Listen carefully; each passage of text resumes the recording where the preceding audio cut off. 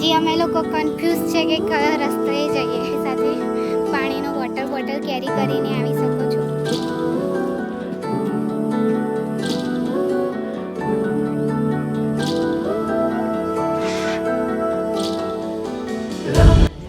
Hello friends, હું છું RJ Patel and welcome back to my channel. તો આજે અમે જઈ રહ્યા છીએ વડોદરાથી 18 કિલોમીટર દૂર માહી નદીના કિનારે આવેલા મહાદેવના મંદિરે. તો ચાલો એક્સપ્લોર કરીએ. અહીં બ્રિજની લેફ્ટ સાઈડે જવાનું હતું પણ અમે આગળ જતા રહ્યા.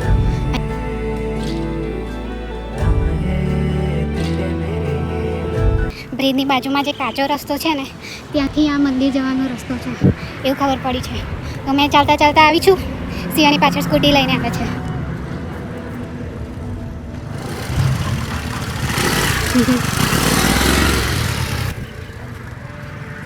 હજી અમે લોકો કન્ફ્યુઝ છે કે કયો રસ્તે જઈએ.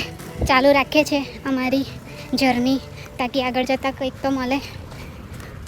રસ્તો કંઈક આવો છે અને કોઈ જગ્યાએ કોઈ સાઇન બોર્ડ્સ કે એવું કંઈ મારેલું નથી કે આ જગ્યાએ મંદિર છે કેમ. બટ અમે લોકોએ આવી રીતે ગૂગલ મેપમાંથી સર્ચ કરીને મંદિર શોધ્યું છે. તો જોઈએ હવે. મળ્યું? ઓકે, ફાઇનલી રસ્તો મળી ગયો છે. ગયો છે તો સનસેટ વાળું અહીંથી ગાડીઓ ને એવું જાય છે તો ખરું. મને એવું લાગે છે કે અમે નદી આવી ગયા છે. નદી કિનારો તો મળી ગયો છે બોસ. ફાઇનલી મંદિર મળી જાય. હા, મંદિર કઈ છે? મંદિર પણ આ હારું ચડાય એવું છે ખરું? આ તો ચડાય જ ને. આ મંદિર છે હે ને? હા, એ મંદિર છે. જાઓ ફટાફટ. અઘરું છે ચડવાનું. ફોન મૂકી દો, નીચે એથી લઈ જવા પડશે ખાન રિક્ષામાં નાખીને. હમ આ ગયે ચંબલની ઘાટી में. કોઈ પીએચસી નહીં, અંદર પીએચસી દવાખાને રોડ ઉપર એમાં નોકરી કરે. તો વાંધો નહીં. તો આ જાઓ અગર યાર નથી એટલે આપણો એરિયા છે. તમને ખબર નહીં. પણ આવું બધું અંદર નથી. અહીંયા મંદિર જવાનો રસ્તો થોડો આ રીતે ઢાળ પર છે, તો સાચવીને જજો.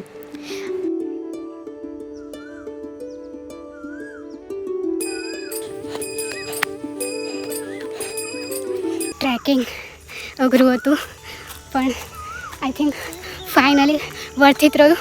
પહોંચી ગઈ છું મહાદેવના મંદિરે and oh my God, look at the beauty. Mahadev always મસ્ત એવી જગ્યાએ જ પ્રગટ થતા હોય છે.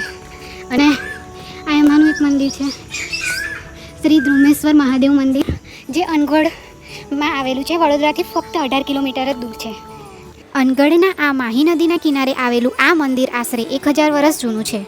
प्रचंड महाकाय आदिशक्ति तू नरमुंड मालाधार तुझ्या विना जीवनासर्थ साकार महाकाय तो सगुण निराकार ओम नमः शिवाय. અમે તો ચપ્પલ પહેરીને આવવાની મિસ્ટેક કરી, પણ તમે લોકો શૂઝ પહેરીને આવજો તો વધારે સારું રહેશે. અને જો નદી કિનારો,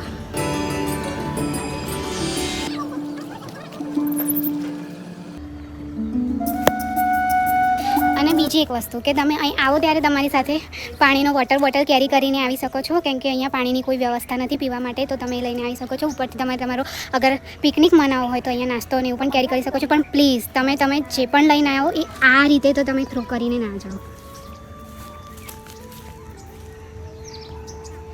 એ આપણને નથી શોભતું. તો જે પણ લઈને આવો એ તમારી જાતે તમારી ડસ્ટબિન થેલી એક રાખવાની, એમાં જે પણ વસ્તુ હોય એ કેરી કરીને તમારી સાથે લઈ જાઓ અને ઘરે જઈને ડસ્ટબિનમાં નાખો. આવી વસ્તુ અહીંયા અહીં આટલી મસ્ત જગ્યા છે ને આવી વસ્તુને તમે બગાડ ના કરો. આજી મંદિર પણ છે, નદી પણ છે અને સનસેટ પણ છે. કેવું મસ્ત કોમ્બિનેશન છે આ પ્લેસનું. વાવ, મને તો બહુ જ મજા આવી ગઈ છે. તમે લોકો પણ આવો અને તમે પણ મજા લો અહીંયાની. अरे तुझ पायी आवे डोळे भरून पाहता जिने सार्थ व्हावे ओ जिने सार्थ व्हावे ओ जिने सार्थ व्हावे. આનો ગૂગલ મેપ હું તમને ડિસ્ક્રિપ્શનમાં મૂકી દઈશ જગ્યા કઈ છે. અને આના વધારે ડિટેલ્સ તમારે જાણવી હોય તો મારો બ્લોગ છે, એની પણ ડિટેલ્સ નીચે બ્લોગની લિંક મૂકી દઈશ, તો ત્યાં તમે વધારે ડિટેલ્સ પણ જાણી શકો છો. હવે અહીંયાથી નીચે જઈશું. આ જે માહી નદી છે તે માહી નદીના કિનારે પણ એક મસ્ત એવું, તો અહીંયાથી પણ મસ્ત વ્યૂ આવે છે. તો નીચેથી પણ આપણે વ્યૂ લઈએ. ચાલ બધી છૂટી ઉટી જાય તો ના લે, એવું ના વિચારતું. ચાલ આજા. ઉપરથી છૂટી જાય તો શું કરે આરજી? પડી જઈએ, બીજું તો હું હાડકા છુંદાઈ જાય. આપણી ચામડી છુંદાઈ જાય. ઓહ તો